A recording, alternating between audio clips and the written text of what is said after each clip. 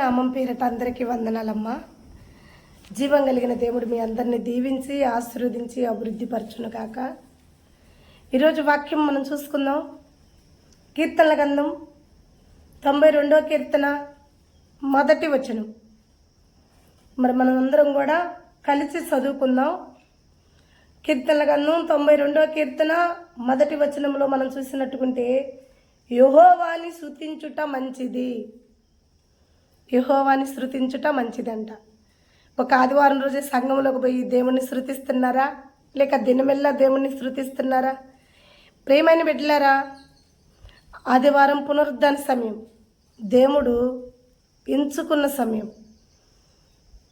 ఈ ఆదివారం ఒక ప్రత్యేకత చేయబడిన దినము. ఎందుకు మనందరికీ తెలుసు, ఆయన ఆరాధించుటకు, ఆయన్ని కీర్తించుటకు ఆశీర్వాదం కలిగిన దినము. దయచేసి మీరందరూ కూడా దేవుడి సన్నిధిలో ఆరాధించేవారుగా ఉండాలి. అలా ఆరాధించాలి అన్నప్పుడు సిద్ధపాటు కలిగి కూడా ఉండాలి కదా. చాలా సిద్ధపాటు ఉండాలి మనలో. దేవుణ్ణి ఆరాధించాలన్నప్పుడు ఏం చేయాలి? నువ్వు ఉదయం 10 గంటలకి చర్చి ఆదివారం రోజు, కానీ నువ్వెన్ని గంటలకి వెళ్తున్నా? దేవుణ్ణి ఆరాధించడానికి నువ్వెన్ని గంటలకి వెళ్తున్నా ఆలయానికి? 10 గంటలు టైం దైవ సేవకులు చెప్తారు, ఆరాధన టైం అమ్మ, రాండమ్మ, పాటలు పాడండి, దేవుణ్ణి కీర్తించండి, అది మీకు మంచిది. దేవుణ్ణి ఆరాధించండి, అది మీకు మంచిది. దేవుణ్ణి స్తుతించండి, అది మీకు మంచిది అని దైవ సేవకులు చెప్పినప్పుడు, ఉదయం 10 గంటలకి దైవ సేవకులు నీకు వాక్యం అంటే నీ ఇష్టం వచ్చిన సమయానికి నువ్వు వెళ్తావు దేవుడు ఆలయంలోకి. వారమంతా కూడా దేవుణ్ణి స్తుతిస్తావో స్తుతించవో నీకే తెలియదు, కానీ కనీసం ఆదివారం రోజన్నా క్రమం కలిగి ఉండాలి. మనం సంఘంలో దేవుడితో సహవాసం కలిగి ఉండాలి. ఉదయం 10 గంటలకి ఆరాధన సమయము అని దైవ సేవకులు చెప్పినప్పుడు 9:30కే నువ్వు సంఘంలోకి రావాలి. దైవ సేవకుల కన్నా ముందే నువ్వు సిద్ధపాటు కలిగి ఉండాలి. అది నీకు మంచిది. దేవుణ్ణి స్తుతించుట మంచిది అని ఇక్కడ వాక్యం సెలవిస్తున్నాడంటే, ఎలా స్తుతించాలి దేవుణ్ణి? సిద్ధపాటు కలిగి ఉండాలి. 10 గంటలకు ఆరాధన అంటే నువ్వు మధ్యాహ్నం 12 గంటలకు ఆరాధనకు వస్తావు, పాటలు అయిపోతాయి, సగం మెసేజ్ అయిపోయిద్ది, నీ ఇష్టం వచ్చిన సమయంలో ముగింపులో వస్తావు. అలా ఉండకూడదమ్మా. దేవుని నమ్ముకున్న బిడ్డలారా, దేవుని సేవిస్తున్న ప్రియ జనమ, దయచేసి సేవకులు బోధిస్తున్నప్పుడు చెవులొగ్గి ఆలకించండి. దేవుడు సన్నిధిలో ఆరాధన కూటమి జరుగుతున్నప్పుడు సిద్ధపాటు కలిగి రావాలి. సిద్ధపాటు లేకపోతే దేవుడి దృష్టిలో నువ్వు తునీకరింపబడతావు, నీకు మంచి ఉండదు. ఉదాహరణకి నేను మత్తయి సువార్తలో కొన్ని మాటలు మీతో చెప్పనా. మత్తయి సువార్త 25వ అధ్యాయంలో మనం చదువుకున్నట్టుకుంటే, ఇక్కడ 10 మంది కన్యకలు కనపడతారు. 10 మంది కన్యకలు. ఒక ప్రవర్త కేకలేస్తున్నాడు, వెలుగెత్తి చాటుతున్నాడు. ఏమని చాటుతున్నాడంటే, దయచేసి గమనించండి, పెళ్లి కుమారుడు వస్తున్నాడు, మీరందరూ సిద్ధపాటు కలిగి ఉంటే ఆయనతో కలిసి మీరు జీవించవచ్చు, ఆయనతో కలిసి ఆశీర్వదింపబడచ్చు అని ఒక దైవ సేవకుడు వెలుగెత్తి అనేకరికి బోధిస్తూ కేకలేస్తూ ఉన్న సమయంలో 10 మంది కన్యకులు ఒక దిక్కట కూడి మరి పెళ్లి కుమారుణ్ణి ఆరాధించాలని, స్తుతించాలని, కీర్తించాలని సిద్ధపాటు కలిగి ఈ 10 మంది బయలుదేరారు. ఈ 10 మంది బయలుదేరేటప్పుడు ఎలా బయలుదేరారంటే, ఒక వెలుగు, డివిటీలుంటి, ఒక్కొక్కరి వద్ద ఒక్కొక్క డివిటీ ఉంటుంది. ఆ డివిటీలకి నూనె పోసుకుని ఒక ఒత్తేసుకుని, ఎందుకంటే ఆయన వెలుగై ఉన్నాడు, మనము కూడా వెలుగుతో పాటు వెళ్ళి ఆయన్ని ఆరాధించాలి. ఆయనతో కలిసి మనం జీవించాలి. ఆయనతో కలిసి మనము ఆయన సంతోషంలో పాలి భాగస్థులుగా ఉండాలని ఈ 10 మంది డిమిటీలు పట్టుకుని వెలుగుతో నింపబడి బయలుదేరుతున్నప్పుడు అందులో ఒక 5గురిని పక్కన పెడదాం, ఒక 5గురిని పక్కన పెడదాం. ఈ 10 మందిలో 5గురిని విడివిడిగా చేద్దాం. ఎందుకంటే సిద్ధపాటు కలిగిన వారు 5గురు, సిద్ధపాటు లేకుండా ఎప్పుడో వాళ్ళు ఇష్టం వచ్చినట్టు ఇష్టానుసారంగా జీవించేవారు 5గురు. ఈరోజు సంఘాల్లో కూడా అలాగే ఉంటున్నారు. కొందరు సిద్ధపాటు కలిగి ఉంటున్నారు. రేపు ఉదయం ఆరాధన సమయము, దేవుడి పునరుద్ధాన సమయము, దేవుణ్ణి ఆరాధించే సమయమని సిద్ధపాటు కలిగి కొందరు చక్కగా ఇల్లంతా చక్కదిద్దుకుని శనివారం రోజే వాళ్ళ పనులన్నీ పూర్తి చేసుకుని ఆరాధన సమయం కల్లా దేవుడి సన్నిధిలోకి వచ్చి చక్కగా దేవుడి ఆలయాన్ని పరిశుద్ధపరిచి దేవుడి ఆలయంలో పరిచర్య చేసి కుర్చీలు కానించి కసువులు కానించి దేవుడి సన్నిధిలో పరిచర్య చేసి దేవుణ్ణి పాటల ద్వారా కీర్తించి ఆరాధించి వాక్యానికి సిద్ధపాటు కలుగుతారు. మరి ఇంక కొందరు బుద్ధి లేని కన్యకలు 5గురిని పక్కన పెట్టాం కదా, 5గురు ఒకళ్ళు వచ్చి కడిగి చిమ్మి కుర్చీలేసి దేవున్న పాటల ద్వారా కీర్తించిన తర్వాత ఎప్పుడో వాళ్ళు ఇష్టానుసారంగా వస్తారనమాట. అప్పుడొచ్చి వాళ్ళు చిమ్మిన నేల మీద, వాళ్ళు తుడిసిన నేల మీద, వాళ్ళు వేసిన కుర్చీల మీద కూర్చుని చక్కగా సగం వాక్యం అయిపోయినాక ఆ మిగతా వాక్యంలో కూడా కాసేపు ముసలమ్మ ముచ్చట్లు పెట్టుకుని వ్యవహారాలకు చెవునొగ్గి దేవుని వాక్యాన్ని తీసి పక్కన పెట్టుకుని బుద్ధి లేని కన్యకలుగా ఉండేవాళ్ళు ఉన్నారు. అలా ఉండొచ్చా మనము? నువ్వు దేవుడితో సహవాసం చేస్తున్నావు, దేవుడు వెలుగై ఉన్నాడని తెలుసు, నువ్వు వెలుగును పట్టుకున్నావు చేత్తో, రక్షణ అనే వెలుగు నీ వద్ద ఉంది, నువ్వు వెలుగును పట్టుకున్నావు, గొప్ప ప్రవర్త నీకు ప్రవచించి ఉన్నాడు, దేవుడు వస్తున్నాడు, జీవం కలిగిన పెళ్లి కుమారుడు వస్తున్నాడు, ఆయన్ని చూసి వారందరూ మెలకుగా ఉండండి, ఆయనతో జీవించాలి అనుకున్న వారందరూ కూడా సిద్ధపాటు కలిగి ఉండాలి, ఆయనతో సంతోషంగా పాలే భాగస్థులుగా ఉన్న వారందరూ కూడా దయచేసి మెలకుగా ఉండండి ప్రవర్తనలు మీకు ప్రకటిస్తున్నారు కదా. ప్రకటనలు ఎటుపోతండి? 5గురు తమ డిమిటీల్లో వారి వద్ద ఉన్న ఒక ఆయిలు ఉంచుకుని మిగతాది దాచుకున్నారు. పెళ్లి కుమారుడు వచ్చేకి ఎంత టైం పట్టిద్దో తెలియదు కదా. ఒకవేళ వెలుగులో నేను లేకపోతే ఆయనతో కలిసి ఆయన వెంట నేను ఉండలేను కదా అని సిద్ధపాటు కలిగిన వాళ్ళు, భయం కలిగిన వాళ్ళు వారి చేతుల్లో డిమిటీల్లో వెలుగు నింపుకుని ఆ మిగతా సమరంతా కూడా వాళ్ళ వద్ద జాగ్రత్త చేసుకున్నారు. ప్రేమని బిడ్డలారా, ఇక బుద్ధి లేని కన్యకలు ఉన్నారు. వాళ్ళకి వెలుగు కావాలని ఆశ, వాళ్ళకి ఆయనతో కలిసి ఉండాలన్న కోరిక ఉంటుంది. కానీ ఎలా నెరవేర్చబడిద్ది వాళ్ళ కోరిక? జాగ్రత్త లేని వారు, సమయాన్ని పోగొట్టేవాళ్ళు, దేవుడు వాక్యాన్ని గ్రహించని మనుషులుగా ఉంటారు. దేవుడు సహవాసం అయితే కావాలి కానీ లోపడని వల్ల కానీ ప్రజలు ఉంటారు. ఇంకొందరు దేవుడి సన్నిధిలోకి రావాలి, దేవుడు దీవెనలు కావాలి, కానీ దేవుడిని ఆరాధించటం, దేవుడిని స్తుతించటం, దేవుడి సన్నిధిలో పరిచర్య చేయటం ఇవన్నీ వాళ్ళకి అవసరం ఉండదు. ఇవి లేకుండా వాళ్ళకి ఎలుగు కావాలని ప్రయాసపడతారు. కానీ వాళ్ళ ఎలుగు ఎంతసేపు ఉంటుంది? వాళ్ళ వెలుగు ఎక్కువసేపు ఉంటుందా మనకి? చెప్పండి, ఉండలేదు కదా. వాళ్ళ వెలుగుకి ఎప్పుడైనా ప్రాబ్లమే, వాళ్ళ ఎలుగు ఎప్పుడైనా తిప్పలే. వాళ్ళు సంఘానికి ఎలా లెక్క లేకుండా వాళ్ళు ఇష్టం వచ్చినంతసేపటికో సంఘ వాక్యం పరిచర్య జరుగుతున్నా వింటానే ఉంటారు, పాటలు పాడుతున్నా వింటానే ఉంటారు, పరిచర్య జరుగుతున్నా వింటానే ఉంటారు, ఇతరులపై సంఘంలో పరిచర్య చేస్తున్నా చూస్తూనే ఉంటారు. కానీ ముందుకొచ్చి మేమున్నామని దేవుడి సన్నిధిలో దేవుడు పరిచర్యలో వాడబడరు. ఇక్కడ ఎలా ఉంటారో వెలుగు విషయంలో కూడా వాళ్ళు అలాగే ఉంటారు. వెలుగు విషయంలో కూడా వాళ్ళొక్క మందం, వాళ్ళ బుర్రలు ఎంత మందంగా ఉంటాయి అంటే, ఎంత మందంగా ఆలోచిస్తాయి అంటే, వస్తాళ్లే, ఈ వెలుగు సరిపోయిద్దిలే, మరలా ఎందుకు వీటిని మనతో కూడా పట్టుకోవటం, మిగతా ఆయిల్ మనకెందుకు వేస్ట్గా అని చెప్పేసి ఆ డిమిటిల్ నిండా ఆయిల్ పోసుకుని మిగతా ఆయిల్ కింద పడేసేసారు. అంతే, అప్పటికప్పుడు దీవెనలు ఉంటే చాలు, ఇంకా తర్వాత దీవెనలతో పనే ఉండదు వాళ్ళకి.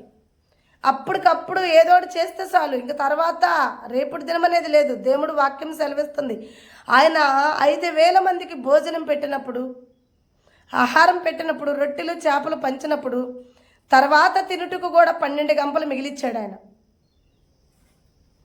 అప్పటికప్పుడు అయిపోయిందిలే అని దేవుడు అనుకోలేదు. వీళ్ళు అలా అనుకుంటారు, బుద్ధి లేని వాళ్ళు కదా. ఎక్కడ వాక్యాలు 4 సువార్తల్లో మనం చూసినప్పుడు ఏ సువార్తలో కూడా ఆయన భోజనం పంచిన సమయంలో మనం చూస్తే, రొట్టెలు పంచిన సమయంలో మనం చూస్తే 12 గంపలు ఎత్తాడు, 12 గంపలు ఎత్తాడు. ఇంకా నువ్వు మిగిలింది 12 గంపలు పారబోయమని చెప్పలే వాళ్ళకి దేవుడు. ఆ మిగిలిన భోజనం పడేయండి అని చెప్పాడా? మిగిలిన రొట్టెలు పడేయమని చెప్పాడా? మిగిలిన చేపలు పడేయమని చెప్పాడా? దాచిపెట్టండి. దేవుడు వాటిని ఎత్తి 12 గంపలకి ఎత్తి వాటిని దాచిపెట్టండి, సిద్ధపరచుకోండి తర్వాతకి అన్నాడు. కానీ వీళ్ళకి సిద్ధపాటేది? వీళ్ళు ఎందుకు పారబోసారు? అక్కడ పడేస్తారు. వెలుగుతో వీళ్ళకి పని లేదు. వీళ్ళకి పెట్టిన పరీక్ష దేవుడు అది. ఈ బుద్ధి లేని వాళ్ళు ఎప్పుడైతే పారబోసారో వాస్తవంగా దేవుడు ముందే వచ్చేవాడేమో, కానీ వీళ్ళ వెలుగు అల్ప విశ్వాసతనం ఇక్కడ కనపడింది కాబట్టి దేవుడు ఏం చేశాడు తెలుసా? ఈ అల్ప విశ్వాసులకి దీవెనలు ఎలా పోగొట్టుకుంటారో, ఆశీర్వాదాలు ఎలా పోగొట్టుకుంటారో ఈ అల్ప విశ్వాసులకి తెలియాలని దేవుడు ఏం చేశాడు తెలుసా? ఆయన వాళ్ళ వద్ద ఎలుగు ఆగిపోయేంత వరకు కూడా బయలుదేరి రాల బయటికి. ఆయన చాలా సమయం పెట్టేశాడు. నిజమే ప్రియమని బిడ్డలారా, మీరు ఏదో పొందుకోవాలని దేవుడి సన్నిధిలో ఎప్పుడో వచ్చి మీ ఇష్టానుసారంగా ఆరాధనలో భాగస్థులు అవుతారు. ఏదో ఆరాధనలకి మీరు ఏదో దేవుడికి సంఘానికి వచ్చామని ఘనతగా మీకు మీరు చెప్పుకుంటారు, కానీ మీరు ఆశీర్వాదాలు పోగొట్టుకుంటున్నారన్న సంగతి మీకు తెలియట్లా. దేవుడితో సహవాసం నువ్వు ఎలా ఉండాలి? ఉన్నతమైన సహవాసంలో ఉండాలి కదా. పరిచర్య చేసుకోవాలి, దేవుడి పనులు ఆశీర్వదింపబడాలి. నీకు కలిగిన సమస్తములో కూడా దేవుడి వద్దకి నువ్వు 10వ వంతు ఆయనకి చెల్లించాలి, తప్పదు. ఎందుకంటే ఆయన మందిరములో ఆహారం ఉండాలి. దేవుడికి ఇచ్చే కానుకల్లో గుప్పిళ్ళు పట్టేస్తావు నువ్వు. దేవుడు నీకు 10 వంతులు ఇస్తే దేవుడికి 1 వంతు ఇవ్వటానికి కూడా నీకు వల్ల కాదు. ఆశీర్వాదాలు కావాలి మరలా నీకు. ప్రయాసపడతావు ఆశీర్వాదాల కోసం. ఈ బుద్ధి లేని వారి వాళ్ళే ఎలా వస్తాయి నీ ఇంట్లో ఆశీర్వాదాలు? నువ్వు దేవుడికి ఇచ్చే అర్పణ గట్టిగా పట్టేస్తావు, దేవుడికి ఇచ్చే విలువైన సమయాన్ని దొంగిలిస్తావు. దేవుడు 10 గంటలకు ఆరాధన అంటే నీ ఇష్టం వచ్చినప్పుడు వచ్చి దేవుడిని ఆరాధిస్తావు, అప్పుడు కన్నీళ్ళు గారుస్తావు. పని నీ కాడ ఇంకా సిద్ధపాటు ఏమన్నా కలిగి ఉన్నావా? ఈ ఆదివారం ఒకవేళ సిద్ధపాటు లేకపోతే నెక్స్ట్ ఆదివారం అన్నా నువ్వు దేవుడి సన్నిధిలో దేవుడు సహవాసంలో ముందుగా వచ్చి సిద్ధపాటు కలిగి ఉంటావంటే లేదు, ఈ వారమే పారబోసి వెళ్ళిపోతావు బుద్ధి లేని కన్నికల వల్ల. మరి వారమంతా దేవుడి సన్నిధికి రాకపోయినా నువ్వు ఉండకాడే దేవుణ్ణి ప్రార్థించుకుంటా ఆరాధించుకుంటా ఉంటావంటే ఇక ఉంటే కదా డిమిటీలు అప్పుడే చేతపడతావు. అప్పుడు మందమే డిమిటీల్లో ఉంచుతావు ఆయిల్, ఇక తర్వాత ఆయిల్ తీసిపోయి ఎక్కడ పడేస్తావో తెలియదు. సిద్ధపాటు లేని జీవితాల గురించి కొన్ని మాటలు వినండి. సిద్ధపాటు కలిగిన వారేమో రేపటి దినం ఏంటి, తర్వాత సమయం ఏంటి, ఒకవేళ దేవుడు వస్తానన్న సమయంలో, ఒకవేళ పెళ్లి కుమారుడు వస్తానన్న సమయంలో రాడేమో, ఒకవేళ ఆయన మార్గ మధ్యలో మనల్ని పరీక్షించచ్చేమో, ఆ పరీక్షలో మనం నిలబడాలని చెప్పి వాళ్ళు ఏం చేస్తారు? పారబోయలే, మిగతాది చెత్త గట్టికి పట్టుకున్నారు. సమయం చాలా అయింది, పెళ్లి కుమారుడు రాలా. ఇప్పుడు బుద్ధి లేని కన్యకలు, బుద్ధి కలిగిన కన్యకలు నిద్రపోయారు. ఎందుకంటే మరి ఆయన ఇంకా సమయం రాలేదు, చాలా సమయం అయిపోయింది, పెళ్లి కుమారుడు బయలుదేరి రాలేదు. మరి ఏం చేస్తారు? ఎదురు చూసి చూసి అట్లా నిద్రపోయారు. ప్రవర్త మరలా వచ్చాడు, ప్రవచిస్తున్నాడు, దయచేసి మెలకుగా ఉండండి, పెళ్లి కుమారుడు వస్తున్నాడు. మరలా లేచారు, డిమిటీల వైపు చూసుకున్నారు. ఆ డిమిటీల్లో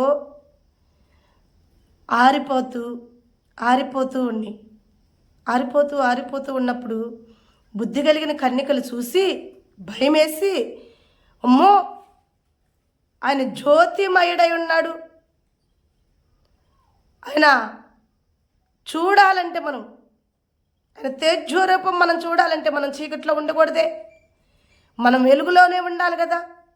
వెలుగు ఆరిపోయేటట్టుందని బుద్ధి కలిగిన కన్యకలు తమ వద్ద దాచుకున్న ఒక మిగతా చమురు ఆ డివిటీల్లో కొంచినప్పుడు వాళ్ళు ఆరిపోయే దీపాలు చక్కగా వెలిగినాయి. ప్రేమని బిడ్డలారా, మరి బుద్ధి లేని కన్యకల పరిస్థితి ఏంటి అని మనం చూసుకుంటే, దీపాలు అయితే ఆరిపోతున్నాయి, వాళ్ళ వద్ద సమరైతే లేదు.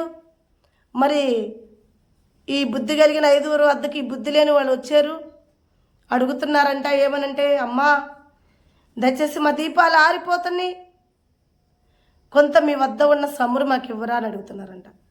ఎవరిస్తారమ్మా? ఎవరు ఆశీర్వాదాలు ఎవరిస్తారు చెప్పండి? ఎవరి దీవెనలు ఎవరిస్తారు చెప్పండి? ఎవరివ్వరే. నీ దీవులు నువ్వే సంపాదించుకోవాలి కదా, నీ దీవులు నువ్వే చేతపట్టుకోవాలి కదా, నీ ఆశీర్వాదాలు నువ్వే చేతపట్టుకోవాలి కదా. చేజాతలు పాగొట్టుకుని వచ్చావుగా, నువ్వు చేజాతలు దొల్లించేసావుగా. ఇప్పుడు ఇతరులు అడిగితే ఇతరులు ఇస్తారా? వాళ్ళు బుద్ధి కలిగిన వాళ్ళైనా ఇవ్వరు. ఎందుకంటే సహవాసం దేవుడితో వాళ్ళకి కావాలి కాబట్టి నీకు ఇవ్వరు. ఎమ్మటినే ఏం చేస్తారు వాళ్ళు? మీకును మాకును ఈ సమురు సరిపోదు కదా,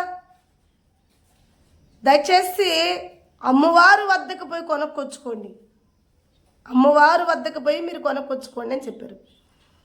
ఇప్పుడు ఈ బుద్ధి లేని కన్యకలను తప్పించడానికే దేవుడు వాళ్ళ వద్ద ఆ సమరంతా అయిపోయేంత వరకు కూడా, ఎందుకంటే దేవుడు వాక్యం సెలవిస్తుంది, ఆయన వద్ద పూర్ణ హృదయం కలిగి పూర్ణ ఆత్మ కలిగి ఆయన ఆరాధించేవారు ఆయనతో కలిసి ఉంటారు. నులివెచ్చని జీవితాలు కలిగిన వారు ఆయన పట్టుకుంటాడా? ఆయన రాణిస్తాడా?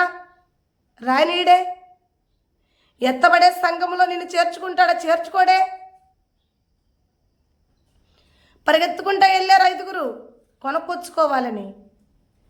ఆ లోపల ఆ గ్యాప్లోనే ఈయన వచ్చేసాడు. వాళ్ళ టెల్ట మంచం ఈయన వచ్చేసాడు.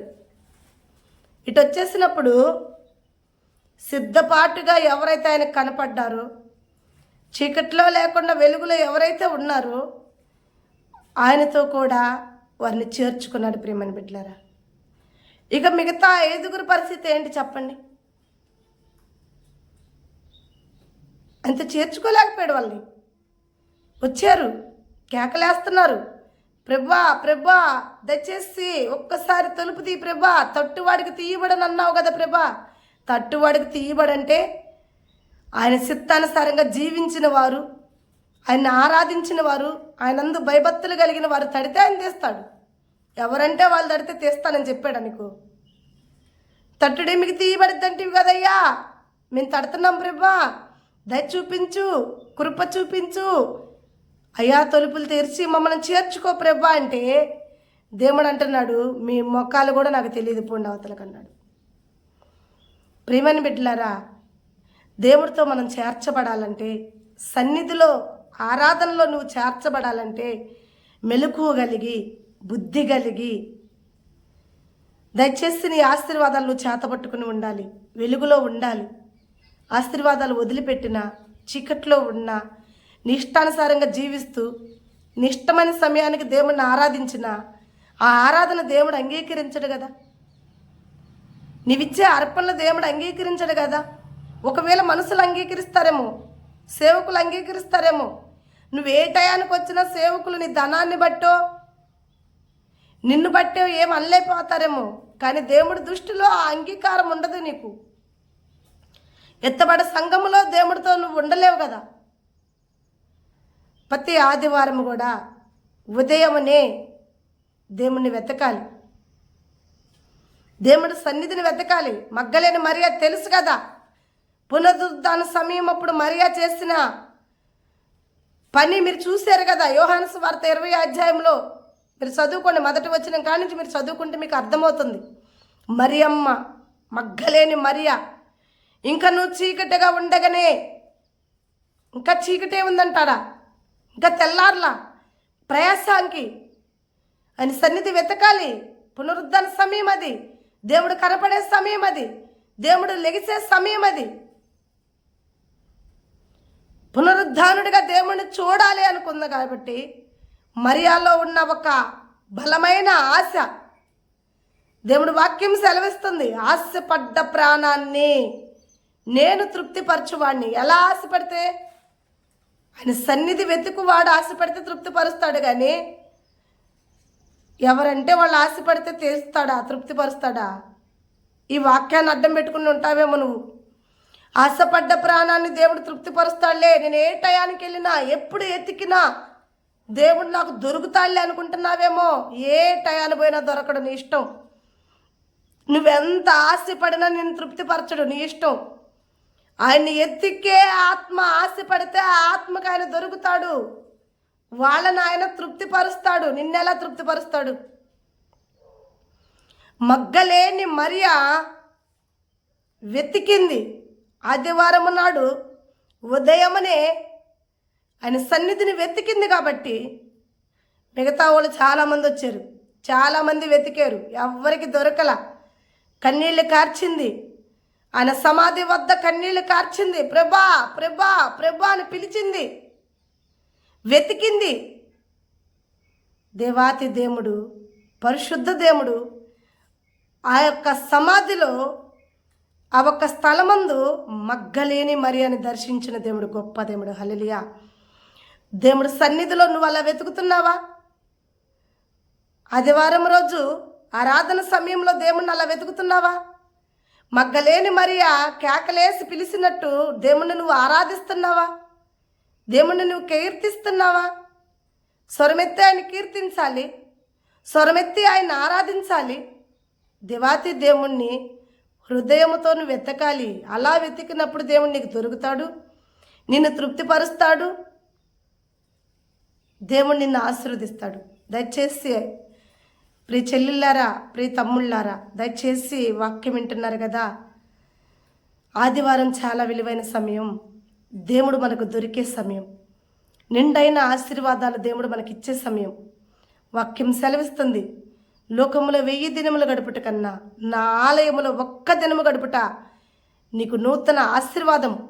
వెలుపల ఉన్న లోపల ఉన్న నిత్యం నువ్వు దీవింపబడతావని దేవుడు వాక్యం సెలవిస్తుంది.